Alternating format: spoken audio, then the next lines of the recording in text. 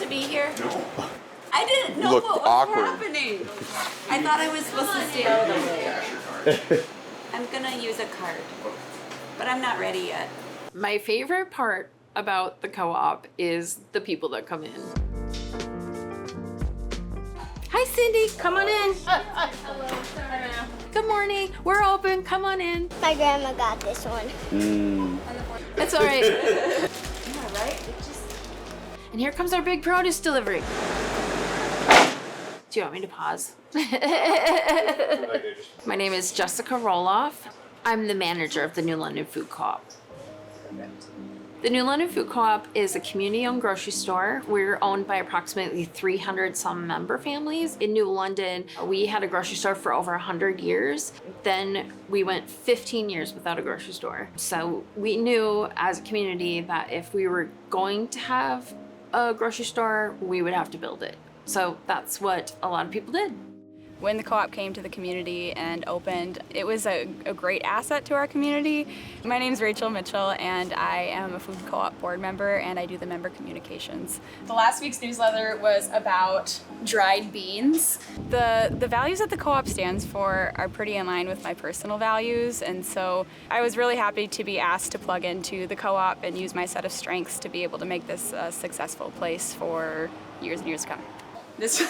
This one has a child lock on it because we had a little tiny fan of these little marshmallows that found their way before anyone could catch them.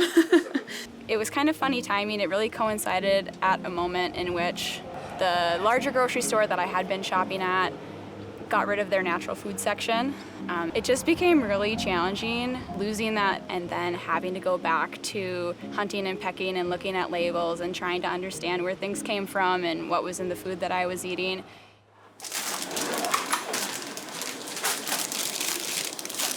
One of my favorite chocolates is this one. Oh, you like the dark chocolate, huh? I like this one. I like this one and this one. Yeah. Is it pretty sour? Yep, they are. Some of them are. These ones are a little bit sour. Sour. My mom was one of those people in the beginning that was sort of questioning, like, how come we can always have a municipal liquor store, but it's so hard to have a grocery store in these little towns? Opening this was part of her dream and desire, and she passed away in the pandemic. So it's sort of interesting because it did take those believers, those early adopters, to make it happen.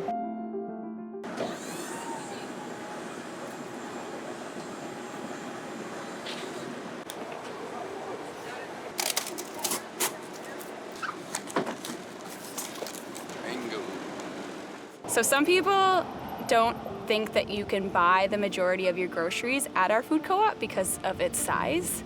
It's muy pequeño. But actually I buy almost all of my groceries at the co-op every single week. We have soap that's made in Minnesota. We have chai that's made in Minnesota. Whole Grain Milling Co. is a really cool brand. They're out of Welcome, Minnesota, out of southern Minnesota. We partner with the Red Lake Nation and feature some of their products in the store. In the past, I've used these for gifts where I've put some of the syrup, one of the jams, and then they also have fish batter and quick bread mix. We also partner with Colfax Farms. I literally drive by their cows every day. This whipped honey is from B2B. They're out of Mankato. But if you put this on a bagel, your dreams will come true.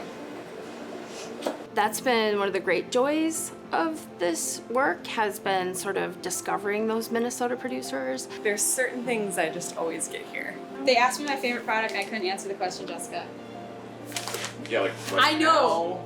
I'm like, can I say everything? Because it's everything. I live in Montevideo and we lost our grocery store. I can buy groceries at Walmart, but I'd rather support a local business. my jobs here, I do a lot of things around here.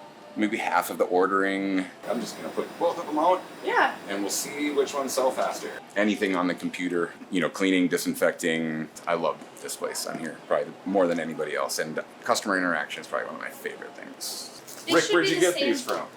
They should be the Oh, the box? same You price. did, didn't you? So we can. Did you dig into a box that you shouldn't have? You did. Lots of good stuff here. I love it. I'm proud of what we brought in and what we've narrowed down that our market likes right now, and then bring in some fun items for people, that they may have never had. Definitely. Pickled garlic. I thought that would be a bigger hit.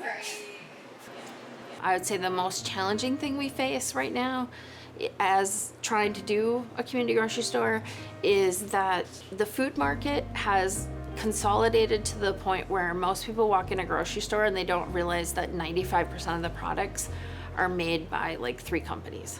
So they think they're getting all this choice and they're not really getting a choice. And they don't really have a voice because the company is so big that even if customers said, I want you to make this salad dressing in a more responsible way, where workers are treated with dignity, where you actually think about your environmental impact, it doesn't matter. The company's too big.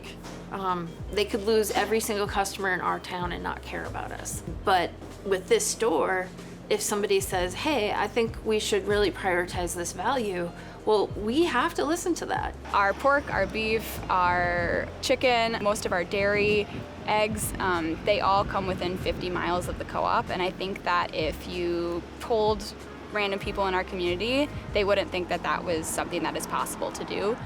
This food co-op is an outlet for so many local farmers to be able to continue to do what they love and the way that they love to do it, and continue to farm in their integrity and with their values.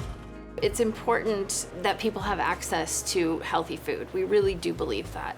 And co-op is something different because it allows people a place to come together as community because everybody's responsible for it.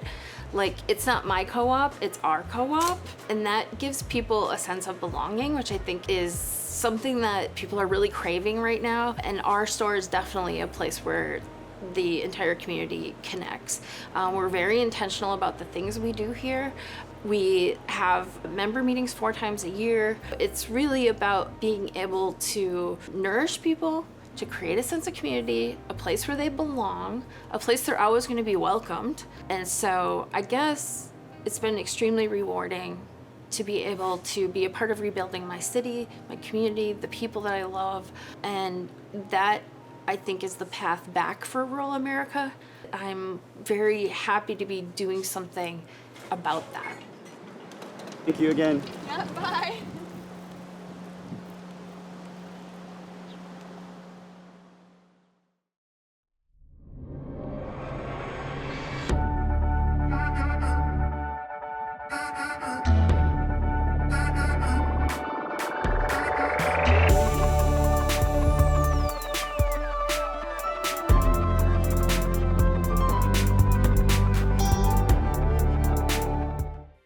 Postcards is made possible by the Minnesota Arts and Cultural Heritage Fund and the citizens of Minnesota.